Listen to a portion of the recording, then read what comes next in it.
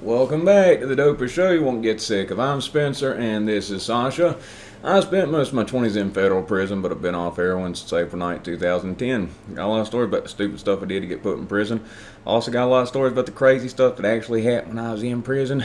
And God forbid you end up in prison. You want to make some of the same mistakes I made. So, before I get started, I'm going to pin a comment. I started a second channel. I'm technologically challenged, which is just a nice way of saying I'm stupid when it comes to technology. Because when I was in prison, when I first went in, smartphones weren't really a thing. Like 1 in 10 people at best, I believe, had an iPhone. And smartphones just weren't a thing. I get out, everybody's got one, which is essentially a computer that you hold in your pocket. There is not a reason to not know something nowadays, because you can type anything in Google or YouTube and just do it right up and figure it out. But anyway, a little bit slower on getting that set up, but I'm going to pin the comment, be where I have my extra stuff, extra videos. And I do cuss a little bit on this other channel that I'm starting, and some of the descriptions of some of these funny characters I can have on there, because I do stuff a certain way on this channel, and I'm not going to try to hurt anybody's feelings, so don't have the politically correct police come after me or nothing like that. Got worried I might have an army of small orange people come after me when I talked about somebody that was nicknamed Snooky the other day. Might have a bunch of tiny little tan people come pick at me. But anyway, yeah, I'll talk a little bit funnier. Some of the stuff's just funnier. You say certain stuff, it just comes off funny. But anyway, yeah, I'll pin that comment from the other channel on here. So, back when I did drug court twice. First time I was in, I quit. I was in there for a misdemeanor. I shouldn't have been in it. But I accepted to do it because they told me you can get out in 2 days if you agree to do this drug court thing. I was like, yeah, I'll do that instead of staying in here another 2 months. I was out a week, and then I spent a month in jail, then another month in SRC, the rehab. It's called SRC. I would have been better off just staying in jail. But anyway, I ended up in a halfway house called an Oxford house. And I was the president of this house. But before I went to that house, like I said, I was in that rehab where I met the biggest coke dealer in the city. And yeah, things kind of took off like crazy. Now, this halfway house, it would later be dubbed the sick house. There are like 7 or 8 Oxford houses where I live. And the second time, I was in the Oxford house another time too, and it got called the sick house too. But the first house I was in, everybody was dealing. Everybody was dealing. There's a bunch of people close to my age, 18 to 20 years old for the most part. This one guy we'll call Denny was like 30 years old. Short, blonde-headed dude who talked like this. White dude. Trying to hang out to us 18-year-olds. I look back in retrospect, be like, if I went around and hung out with a bunch of 16 to 20-year-olds, I look back at some of the people and I'm like, Lord, they were losers. Of course, some of the stuff we were all doing, I guess we were losers too, trying to sell drugs and everything else. Look at it for what it is. But during that time, I was the one who basically had it the most together. Most people in this halfway house weren't paying rent. You're supposed to pay $100 a week, and that includes all utilities, a bed to sleep in. You doubled up in the rooms, but it also included dinner every night of the week, and you're supposed to take turns making dinner. Or you could pay a fee, and I just paid the fee. Not that I'm a bad cook. I'm actually great. I love to cook. I'm like 600 pounds on the inside. Like, I'm a fat boy at heart. But I just didn't have time. I was out there hustling and everything else. Now, I was used to dealing to a certain type of people. Despite being a dealer, and I'm not advocating, and lost my 20s to federal prison, had a tremendous amount of issues from addiction. 44 personal friends have died from it. But, talking about it for what it is. And, I had it most together, and I was one of the only people in the house paying rent every week. There's some people weren't paying at all, and they'd get kicked out by the people that were at who held the position. It was all run by addicts. There's no government involvement. So being a person in this house, you could get a position. It's not a paid position, as such and such organization president. Like, you could be the president that oversaw all the houses, stuff like that. And some people took it super serious, and people get kicked out after they didn't pay rent for 3 weeks. First time they let you go, second time they give you a stern warning, third time they're going to evict you. And it's not like getting evicted from a normal living situation. There are federal regulations that are put in place to keep the rest of the people in the house protected.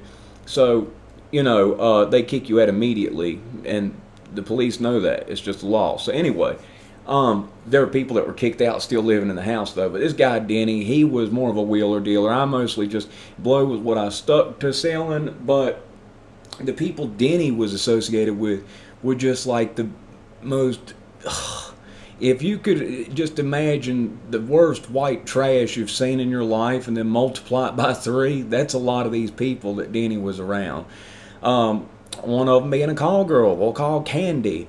Okay, first time I went over to their house, I was on acid. That was an awful experience. It was also the first time I met Dickie and his brothers. Dickie, the fake Muslim from prison. Terrible situation. I cussed him out after we left there because it was kicking in real hard, and I'm meeting this freak show of a bunch of people. So he calls me over there one day, says something about he's over there, come over and hang out with him, because it's just basically him and then a bunch of dope fiends. He's probably worried he's going to get robbed, which very well he could have gotten robbed. Wasn't a big guy, and I wasn't big either, but just one dealer and a whole bunch of dope fiends.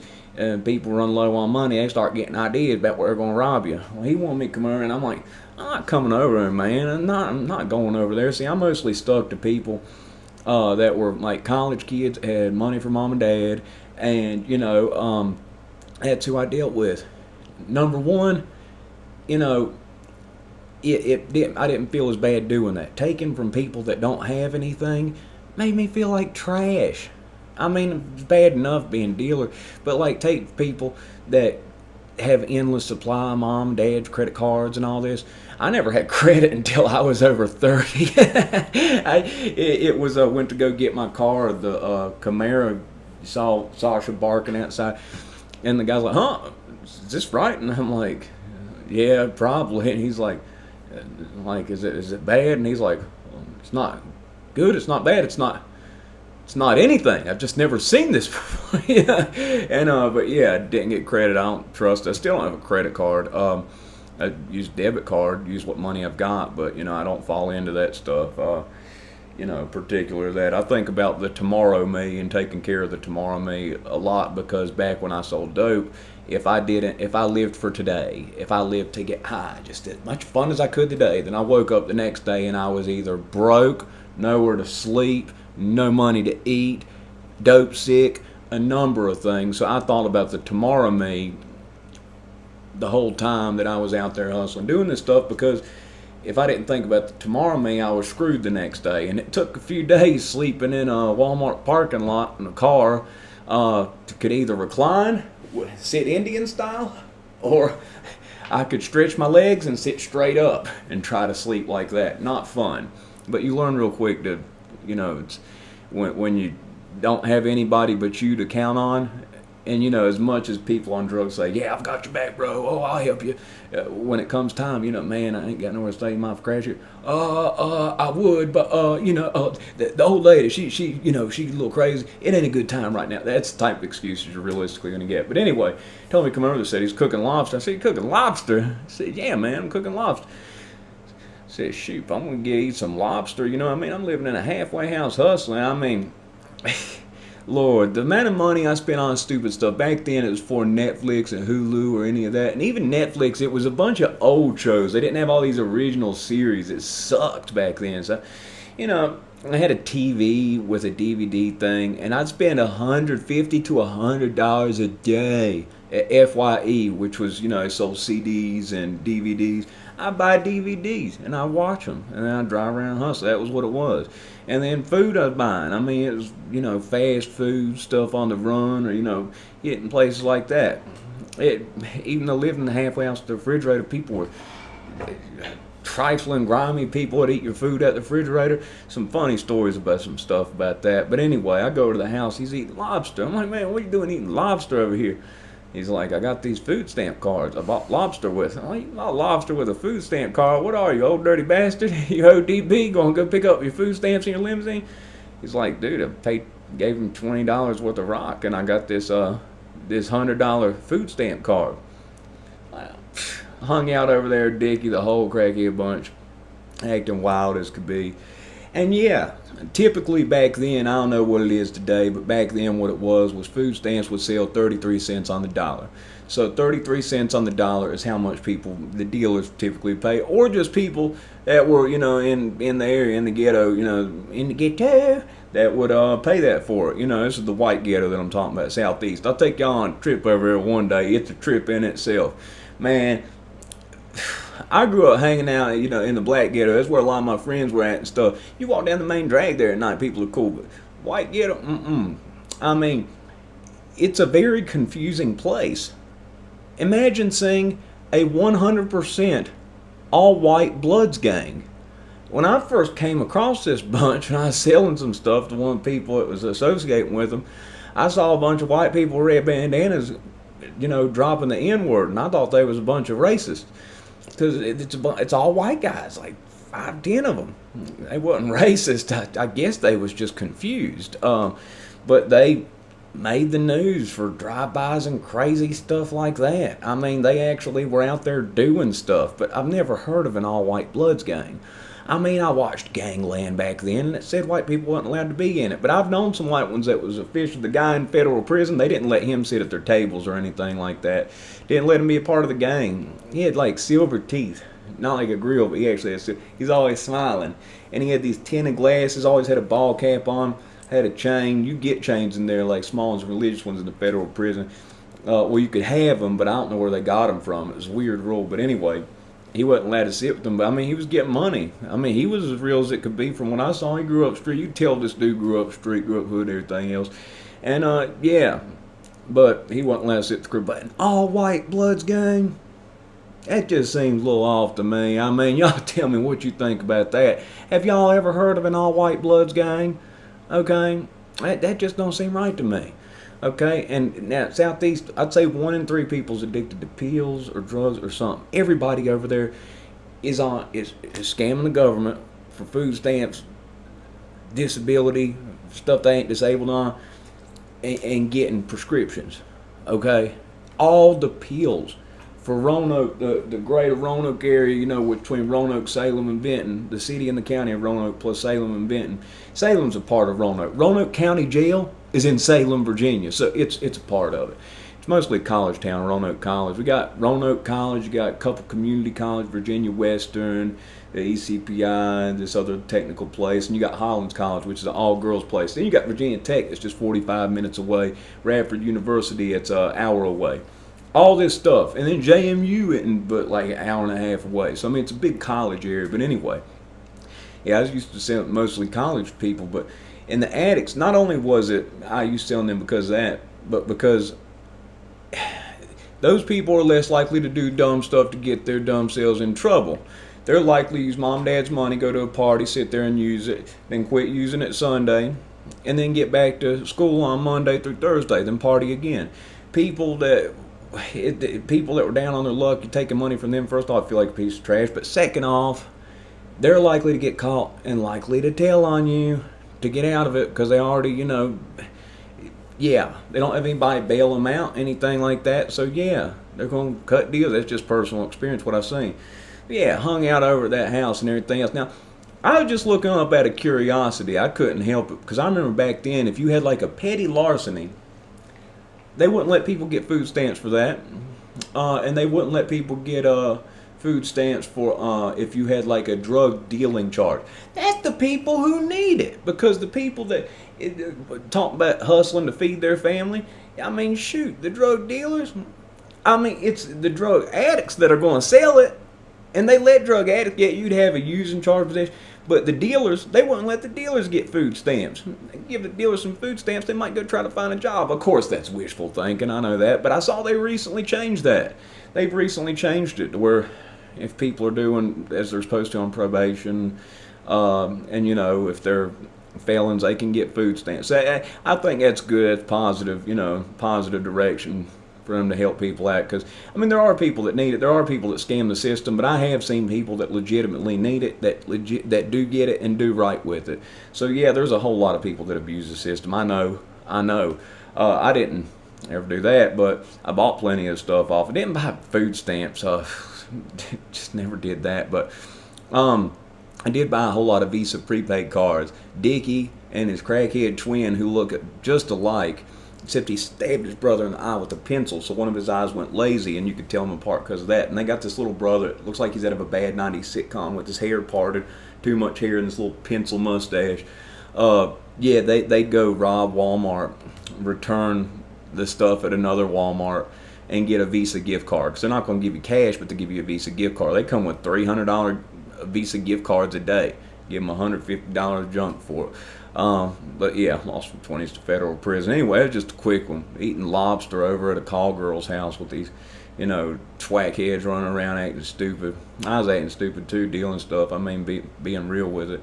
But yeah, the food stand, it's a issue people talk about and everything else. There are going to be people that abuse the system in every type of way, but there are people it helps too, especially people getting out that need it, and I do see, it being good for the people that do need it. And there probably should be more protocols put in place so people can't abuse stuff.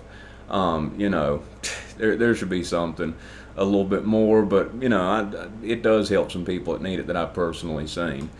So anyway, I'm gonna pin that comment in the top. It's just another video put up just to ramble on for a minute. But on that other channel, I have the workout stuff. I'm gonna have just rambling, just speak my mind a little more freely without censoring myself. I am not going to go crazy, try to hurt nobody's feelings or nothing like that, but it'd be another place for me to do my thing over there. So, and if some of y'all, like watching video time to time, some of y'all like hearing me ramble all day. I don't know why. I couldn't listen myself all day, but for those of you who do like me doing the extra stuff, that'd be a place to do it. That way, so here it's the standard thing that you expect. Prison story with a little bit of addiction, something or another, some evenings.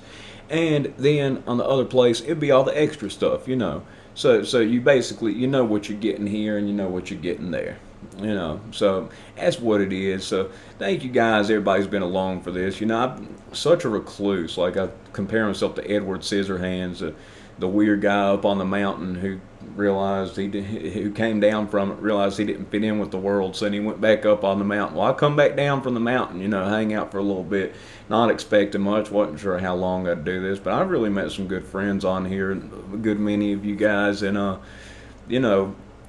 hope to be a place where people talk and help each other. If you're close to the ledge, sometimes just somebody saying some nice stuff can help you walk back off the ledge. And there's a lot of great people on here that give some good advice to people who needed it. And on top of me doing that, I can't always do it. It's been really busy these past few days, so I do apologize.